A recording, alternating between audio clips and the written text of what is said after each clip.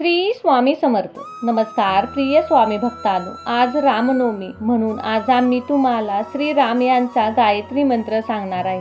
हा मंत्र 108 वेळा नक्की ऐका. चला तर मग भक्तांनो, या मंत्राला सुरुवात करूया. ओम दशरथाय विद्महे सीता वल्लभाय धीमहि तन्नो राम प्रचोदयात्.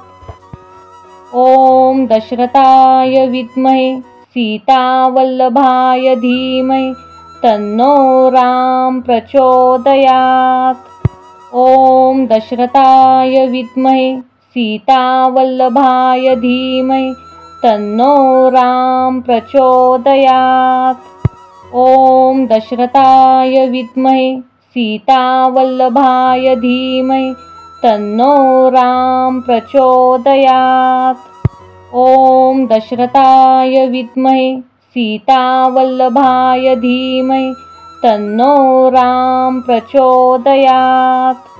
ओम दशरथाय विद्महे सीता वल्लभाय धीमहि तन्नो राम प्रचोदयात्.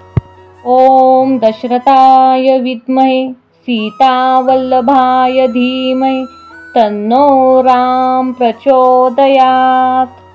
ओम दशरथाय विद्महे सीता वल्लभाय धीमहि तन्नो राम प्रचोदयात्. ओम दशरथाय विद्महे सीता वल्लभाय धीमहि तन्नो राम प्रचोदयात्. ओम दशरथाय विद्महे सीता वल्लभाय धीमहि तन्नो राम प्रचोदयात्. ओम दशरथाय विद्महे सीता वल्लभाय धीमहि तन्नो राम प्रचोदयात्. ओम दशरथाय विद्महे सीता वल्लभाय धीमहि तन्नो राम प्रचोदयात्. ओम दशरथाय विद्महे सीता वल्लभाय धीमहि तन्नो राम प्रचोदयात्. ओम दशरथाय विद्महे सीता वल्लभाय धीमहि तन्नो राम प्रचोदयात्. ओम दशरथाय विद्महे सीता वल्लभाय धीमहि तन्नो राम प्रचोदयात्. ओम दशरथाय विद्महे सीता वल्लभाय धीमहि तन्नो राम प्रचोदयात्. ओम दशरथाय विद्महे सीता वल्लभाय धीमहि तन्नो राम प्रचोदयात्. ओम दशरथाय विद्महे सीता वल्लभाय धीमहि तन्नो राम प्रचोदयात्. ओम दशरथाय विद्महे सीता वल्लभाय धीमहि तन्नो राम प्रचोदयात्. ओम दशरथाय विद्महे सीता वल्लभाय धीमहि तन्नो राम प्रचोदयात्. ओम दशरथाय विद्महे सीता वल्लभाय धीमहि तन्नो राम प्रचोदयात्. ओम दशरथाय विद्महे सीता वल्लभाय धीमहि तन्नो राम प्रचोदयात्. ओम दशरथाय विद्महे सीता वल्लभाय धीमहि तन्नो राम प्रचोदयात्. ओम दशरथाय विद्महे सीता वल्लभाय धीमहि तन्नो राम प्रचोदयात्. ओम दशरथाय विद्महे सीता वल्लभाय धीमहि तन्नो राम प्रचोदयात्. ओम दशरथाय विद्महे सीता वल्लभाय धीमहि तन्नो राम प्रचोदयात्. ओम दशरथाय विद्महे सीता वल्लभाय धीमहि तन्नो राम प्रचोदयात्. ओम दशरथाय विद्महे सीता वल्लभाय धीमहि तन्नो राम प्रचोदयात्। ॐ दशरथाय विद्महे सीतावल्लभाय धीमहि तन्नो राम प्रचोदयात्। ॐ दशरथाय विद्महे सीतावल्लभाय धीमहि तन्नो राम प्रचोदयात्। ॐ दशरथाय विद्महे सीतावल्लभाय धीमहि तन्नो राम प्रचोदयात्। ॐ दशरथाय विद्महे सीतावल्लभाय धीमहि तन्नो राम प्रचोदयात्। ॐ दशरथाय विद्महे सीतावल्लभाय धीमहि तन्नो राम प्रचोदयात्। ॐ दशरथाय विद्महे सीतावल्लभाय धीमहि तन्नो राम प्रचोदयात्। ॐ दशरथाय विद्महे सीतावल्लभाय धीमहि तन्नो राम प्रचोदयात्। ॐ दशरथाय विद्महे सीतावल्लभाय धीमहि तन्नो राम प्रचोदयात्। ॐ दशरथाय विद्महे सीतावल्लभाय धीमहि तन्नो राम प्रचोदयात्। ॐ दशरथाय विद्महे सीतावल्लभाय धीमहि तन्नो राम प्रचोदयात्। ॐ दशरथाय विद्महे सीतावल्लभाय धीमहि तन्नो राम प्रचोदयात्। ॐ दशरथाय विद्महे सीतावल्लभाय धीमहि तन्नो राम प्रचोदयात्। ॐ दशरथाय विद्महे सीतावल्लभाय धीमहि तन्नो राम प्रचोदयात्। ॐ दशरथाय विद्महे सीतावल्लभाय धीमहि तन्नो राम प्रचोदयात्। ॐ दशरथाय विद्महे सीतावल्लभाय धीमहि तन्नो राम प्रचोदयात्। ॐ दशरथाय विद्महे सीतावल्लभाय धीमहि तन्नो राम प्रचोदयात्। ॐ दशरथाय विद्महे सीतावल्लभाय धीमहि तन्नो राम प्रचोदयात्। ॐ दशरथाय विद्महे सीतावल्लभाय धीमहि तन्नो राम प्रचोदयात्। ॐ दशरथाय विद्महे सीतावल्लभाय धीमहि तन्नो राम प्रचोदयात्। ॐ दशरथाय विद्महे सीतावल्लभाय धीमहि तन्नो राम प्रचोदयात्। ॐ दशरथाय विद्महे सीतावल्लभाय धीमहि तन्नो राम प्रचोदयात्। ॐ दशरथाय विद्महे सीतावल्लभाय धीमहि तन्नो राम प्रचोदयात्। ॐ दशरथाय विद्महे सीतावल्लभाय धीमहि तन्नो राम प्रचोदयात्। ॐ दशरथाय विद्महे सीतावल्लभाय धीमहि तन्नो राम प्रचोदयात्। ॐ दशरथाय विद्महे सीतावल्लभाय धीमहि तन्नो राम प्रचोदयात्। ॐ दशरथाय विद्महे सीतावल्लभाय धीमहि तन्नो राम प्रचोदयात्। ॐ दशरथाय विद्महे सीतावल्लभाय धीमहि तन्नो राम प्रचोदयात्। ॐ दशरथाय विद्महे सीतावल्लभाय धीमहि तन्नो राम प्रचोदयात्। ॐ दशरथाय विद्महे सीतावल्लभाय धीमहि तन्नो राम प्रचोदयात्। ॐ दशरथाय विद्महे सीतावल्लभाय धीमहि तन्नो राम प्रचोदयात्। ॐ दशरथाय विद्महे सीतावल्लभाय धीमहि तन्नो राम प्रचोदयात्। ॐ दशरथाय विद्महे सीतावल्लभाय धीमहि तन्नो राम प्रचोदयात्। ॐ दशरथाय विद्महे सीतावल्लभाय धीमहि तन्नो राम प्रचोदयात्।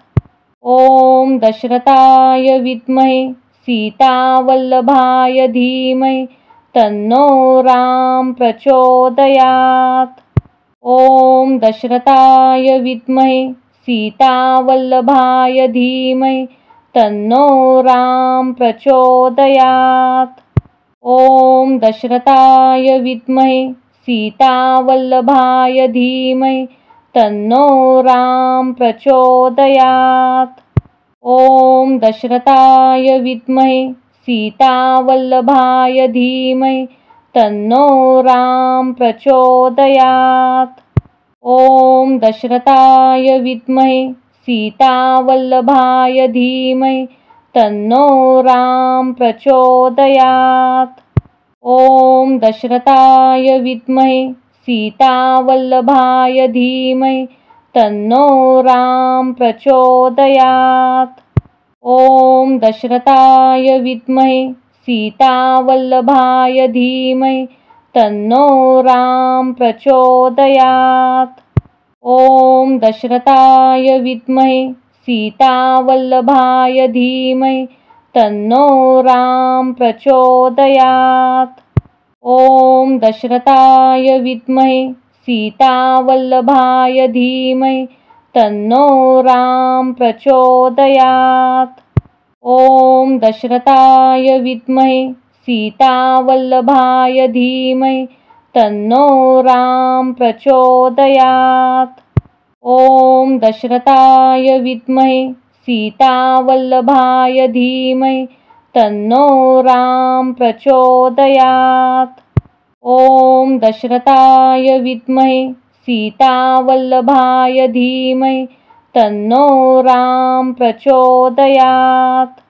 ॐ दशरथाय विद्महे सीतावल्लभाय धीमहि तन्नो राम प्रचोदयात्। ॐ दशरथाय विद्महे सीतावल्लभाय धीमहि तन्नो राम प्रचोदयात्। ॐ दशरथाय विद्महे सीतावल्लभाय धीमहि तन्नो राम प्रचोदयात्। ॐ दशरथाय विद्महे सीतावल्लभाय धीमहि तन्नो राम प्रचोदयात्। ॐ दशरथाय विद्महे सीतावल्लभाय धीमहि तन्नो राम प्रचोदयात्। ॐ दशरथाय विद्महे सीतावल्लभाय धीमहि तन्नो राम प्रचोदयात्। ॐ दशरथाय विद्महे सीतावल्लभाय धीमहि तन्नो राम प्रचोदयात्। ॐ दशरथाय विद्महे सीतावल्लभाय धीमहि तन्नो राम प्रचोदयात्। ॐ दशरथाय विद्महे सीतावल्लभाय धीमहि तन्नो राम प्रचोदयात्। ॐ दशरथाय विद्महे सीतावल्लभाय धीमहि तन्नो राम प्रचोदयात्। ॐ दशरथाय विद्महे सीतावल्लभाय धीमहि तन्नो राम प्रचोदयात्। ॐ दशरथाय विद्महे सीतावल्लभाय धीमहि तन्नो राम प्रचोदयात्। ॐ दशरथाय विद्महे सीतावल्लभाय धीमहि तन्नो राम प्रचोदयात्। ॐ दशरथाय विद्महे सीतावल्लभाय धीमहि तन्नो राम प्रचोदयात्। ॐ दशरथाय विद्महे सीतावल्लभाय धीमहि तन्नो राम प्रचोदयात्। ॐ दशरथाय विद्महे सीतावल्लभाय धीमहि तन्नो राम प्रचोदयात्।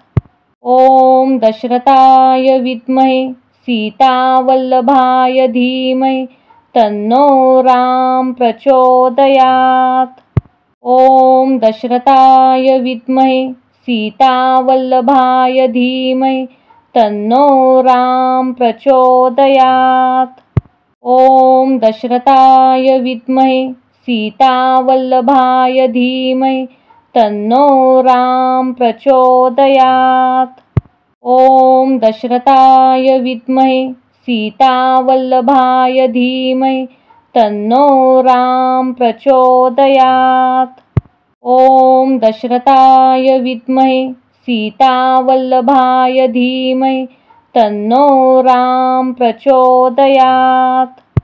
ॐ दशरथाय विद्महे सीतावल्लभाय धीमहि तन्नो राम प्रचोदयात्। ॐ दशरथाय विद्महे सीतावल्लभाय धीमहि तन्नो राम प्रचोदयात्। ॐ दशरथाय विद्महे सीतावल्लभाय धीमहि तन्नो राम प्रचोदयात्। ॐ दशरथाय विद्महे सीतावल्लभाय धीमहि तन्नो राम प्रचोदयात्। ॐ दशरथाय विद्महे सीतावल्लभाय धीमहि तन्नो राम प्रचोदयात्। ॐ दशरथाय विद्महे सीतावल्लभाय धीमहि तन्नो राम प्रचोदयात्। ॐ दशरथाय विद्महे सीतावल्लभाय धीमहि तन्नो राम प्रचोदयात्। ॐ दशरथाय विद्महे सीतावल्लभाय धीमहि तन्नो राम प्रचोदयात्। ॐ दशरथाय विद्महे सीतावल्लभाय धीमहि तन्नो राम प्रचोदयात्। ॐ दशरथाय विद्महे सीतावल्लभाय धीमहि तन्नो राम प्रचोदयात्। ॐ दशरथाय विद्महे सीतावल्लभाय धीमहि तन्नो राम प्रचोदयात्। ॐ दशरथाय विद्महे सीतावल्लभाय धीमहि तन्नो राम प्रचोदयात्। ॐ दशरथाय विद्महे सीतावल्लभाय धीमहि तन्नो राम प्रचोदयात्। ॐ दशरथाय विद्महे सीतावल्लभाय धीमहि तन्नो राम प्रचोदयात्। ॐ दशरथाय विद्महे सीतावल्लभाय धीमहि तन्नो राम प्रचोदयात्। ॐ दशरथाय विद्महे सीतावल्लभाय धीमहि तन्नो राम प्रचोदयात्। ॐ दशरथाय विद्महे सीतावल्लभाय धीमहि तन्नो राम प्रचोदयात्। ॐ दशरथाय विद्महे सीतावल्लभाय धीमहि तन्नो राम प्रचोदयात्। ॐ दशरथाय विद्महे सीतावल्लभाय धीमहि तन्नो राम प्रचोदयात्।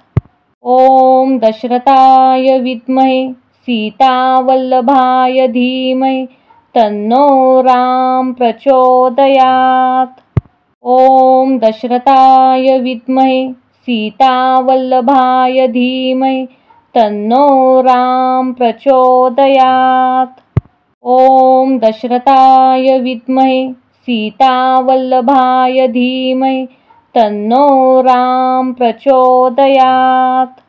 ॐ दशरथाय विद्महे सीतावल्लभाय धीमहि तन्नो राम प्रचोदयात्।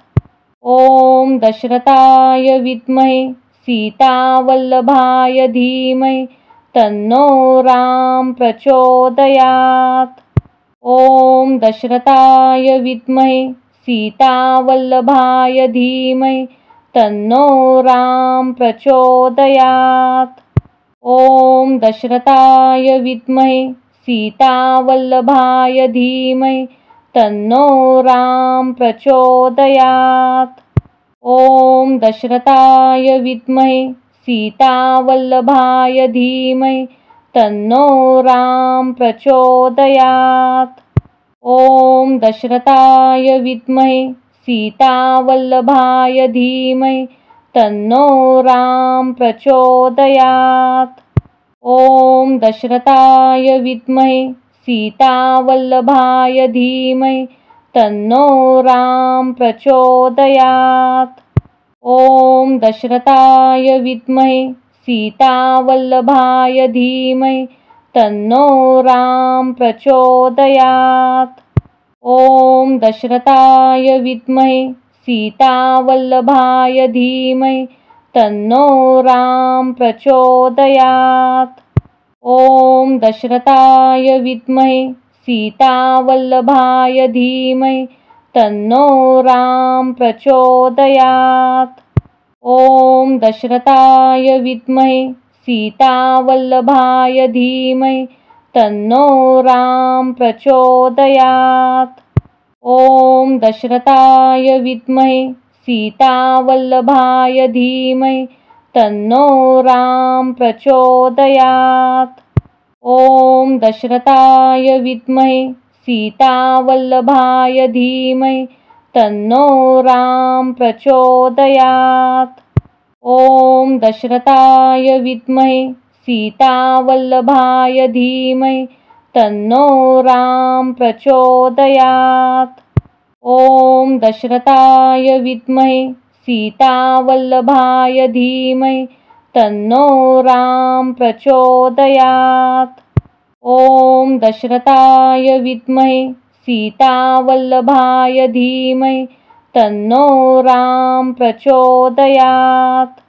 ॐ दशरथाय विद्महे सीतावल्लभाय धीमहि तन्नो राम प्रचोदयात्।